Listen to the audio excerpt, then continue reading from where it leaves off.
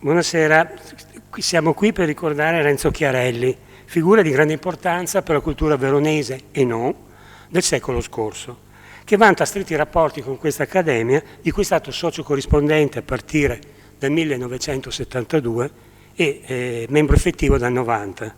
All'Accademia gli eredi hanno donato il suo archivio privato, un fondo composto soprattutto dai manoscritti originari dei suoi scritti e da un ricco epistolario, ma che conserva pure materiale che riguarda suo padre Riccardo. Per chi fosse interessato è possibile scaricare il PDF dell'inventario dal sito dell'Accademia.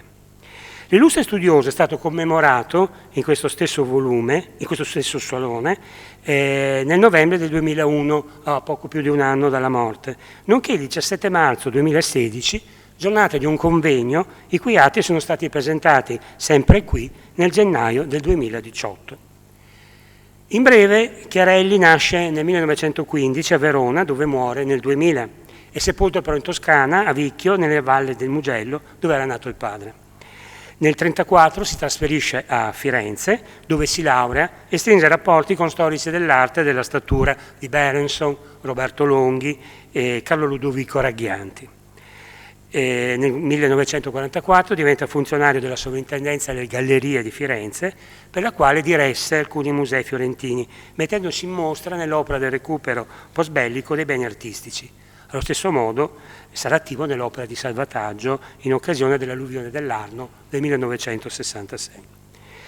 Nel 1976 viene nominato sovrintendente delle province di Modena e Reggio.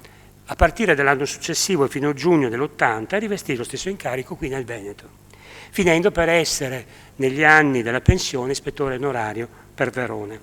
Tra i vari meriti da ricordare in relazione all'attività veronese c'è il legame come consulente e direttore dei lavori, legame con il meritorio progetto di recupero delle facciate dipinte dei palazzi portato avanti per qualche anno dalla Banca Popolare, la quale si fece carico anche di divulgare il lavoro svolto attraverso una collana di pubblicazioni. Si pensa al volume sulle case Mazzanti, che è del 1985. Emblematica di quel periodo è questa foto, che mi piace mostrare, relativa a una conferenza stampa dei primi anni '80, proprio nella sede dell'Istituto di Credito di Via San Cosimo. Con Chiarelli vediamo alcuni personaggi, purtroppo scomparsi, ma che restano cari al nostro ricordo. Da sinistra Fabrizio Pietropoli, allora ispettore per la città di Verona, la sovrintendente Filippa Liberti Gaudioso, Giacomo Galtarossa, responsabile di quegli anni delle attività culturali della banca, Chiarelli appunto, infine il restauratore Pierpaolo Cristani. Naturalmente non vanno dimenticati gli scritti di Chiarelli, studioso, e l'ampiezza degli interessi di uno storico dell'arte che ha dato importanza anche ai valori divulgativi del proprio lavoro, come dimostrano le numerose edizioni della sua guida della città di Verona. A lungo collaboratore della rivista di Ragghianti Emporium, come studioso lo ricordiamo soprattutto per il volume monografico su Pisanello, uscito nel 1972 per la collana Classici dell'arte Rizzoli. La vastità dei suoi interessi lo portò infine a progettare una raccolta di tutte le immagini note, per lo più dipinte, della città di Verona.